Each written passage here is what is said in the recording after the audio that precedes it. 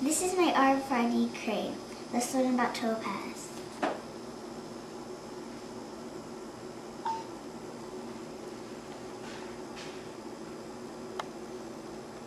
My mother, when she was very young, she was put in camp in Utah, in a place called Topaz.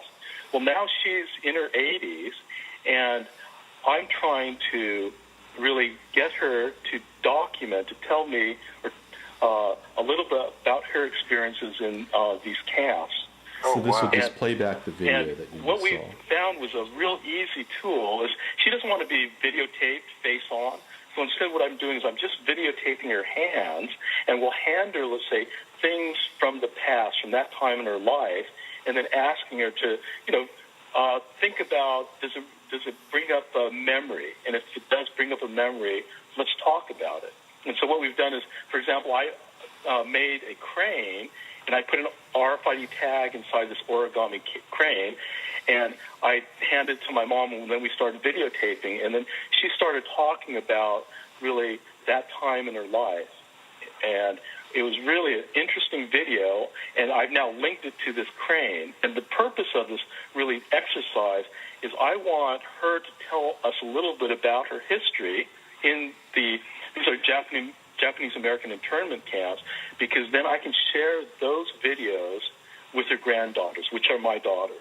Not only that, they're young. Yeah. Not only that, somebody ought to make a serious documentary about that.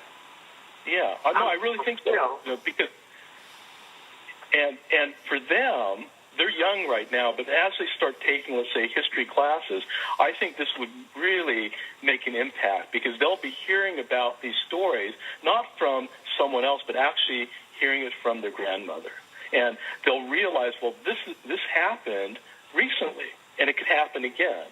And so it's very, very important, I think, to document these, experiences. Oh, that's amazing. It's oral history. Yeah, that's amazing what you just said, because if your daughters do that, then they can carry it on to all their grandkids and all the stuff. Oh, like yeah. Now you can hear your great grandmother's voice. This is just their grandmother. So yeah. And what was really amazing is, so I contacted the museum in Topaz, and I'm not sure if too many people know about how this happened, but once the people were identified that they had to go to camp, they were actually given a number, and the number was actually taped on their shirt, and sometimes they were photographed. Well, after I contacted it's a museum curator at Topaz, she was able to look up my mom's number. And from the number, it's similar to like a Social Security number. I could get all this information about herself and her family. And what I realized is that actually my mom went into camp at the same time that Anne Frank went into hiding.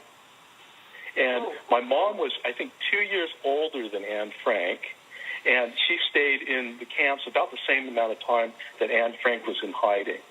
Well, what was really strange about this whole thing is at that time in history, I really know a lot more about Anne Frank than I know about my mom.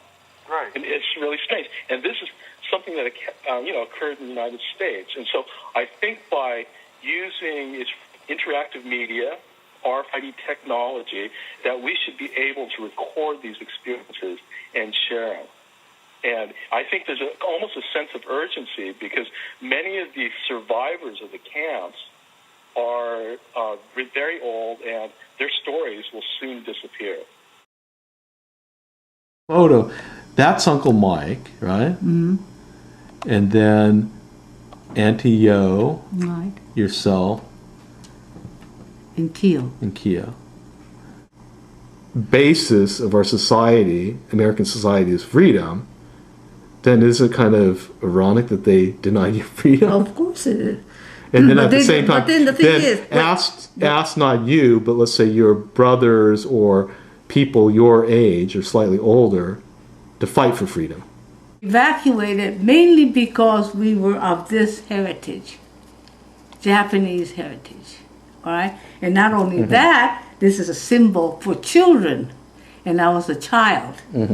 And so this has a very potent meaning in relationship to the internment process.